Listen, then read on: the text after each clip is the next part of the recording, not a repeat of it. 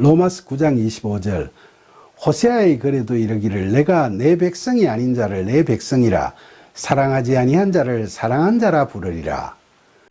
바울은 선지자 호세아의 예언을 인용하면서 이방인에 대한 구원의 약속을 이야기하죠. 호세아라는 이름은 구원이라는 뜻이 있죠.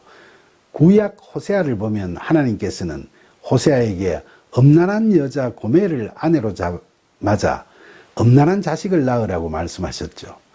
그래서 하나님께서 심으셨다는 뜻을 지닌 아들 이스루엘과 긍휼히 여김을 받지 못한 자라는 뜻을 지닌 딸 로루하마와 내 백성이 아니라는 뜻을 지닌 아들 로암미라는 3명의 자녀를 낳았죠.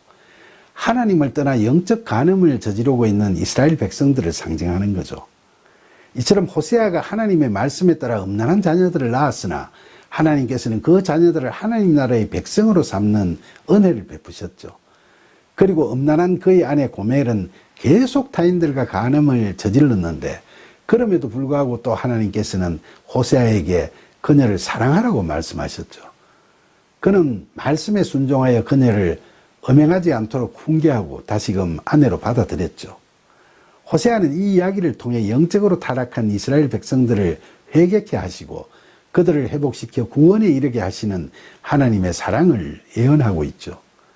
그런데 바울은 본절에서 호세아의 세 자녀로 상징되는 이스라엘 백성들을 구원하는 예언, 즉 호세아 2장 23절에 내가 나를 위하여 그를 이 땅에 심고 긍휼히 여김을 받지 못하였던 자를 긍휼히 여기며 내 백성 아니었던 자에게 향하여 이르기를 너는 내 백성이라 하리니 그들은 이르기를 주는 내 하나님이시라 하리라 는 하나님의 말씀을 인용했죠.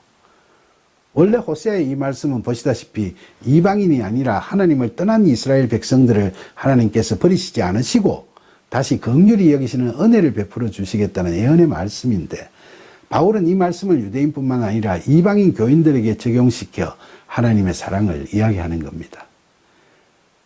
그런데 호세아의 말씀을 이렇게 인용한 건 여기 로마서뿐만 아니라 베드로전서 2장 10절에서도 너희가 전에는 백성이 아니더니 이제는 하나님의 백성이요 전에는 긍휼을 얻지 못하였더니 이제는 긍휼을 얻은 자니라 라고 인용하고 있죠.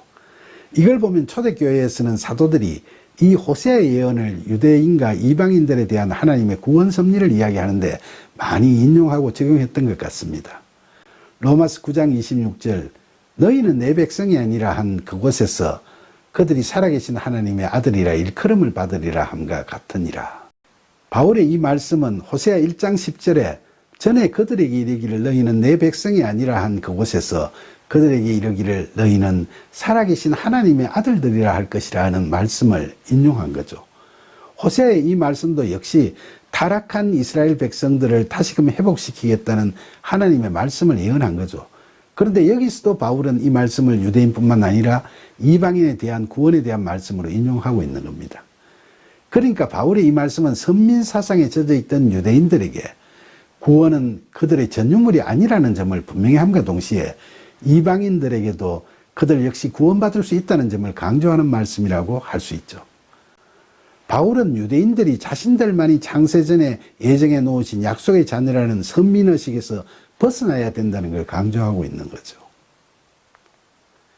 창세전 선택을 하셨다는 말씀은 인간 스스로 선택받을 가치나 공로가 있었다는 생각을 일체 못하도록 하기 위함이지 누구는 태어나기도 전에 선택되었고 누구는 유기되기로 정해졌다는 식의 숙명적인 운명론을 이야기하는 것은 결코 아니기 때문에 선민사상에 젖어 잘못된 신앙을 갖게 되는 건 경계해야 할 일이죠. 오늘 바울의 말씀들을 살펴보면 칼뱅은 하나님께서 야곱은 사랑하고 에스는 미워했다는 바울의 말씀을 인용하면서 애정론이라는 신학 이론을 펼쳐갔지만은 바울은 칼뱅과 동일한 애정사상을 토대로 신학 성경에 담겨있는 많은 서신들을 기록했다고 속단해서는 안 될 일이죠.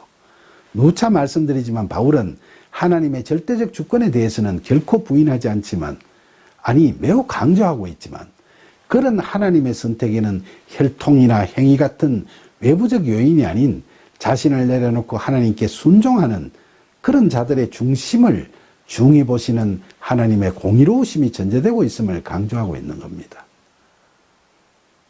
그리고 유대인들이 전통적으로 갖고 있던 선민사상에 대해서도 바울은 철저히 부인하고 있죠.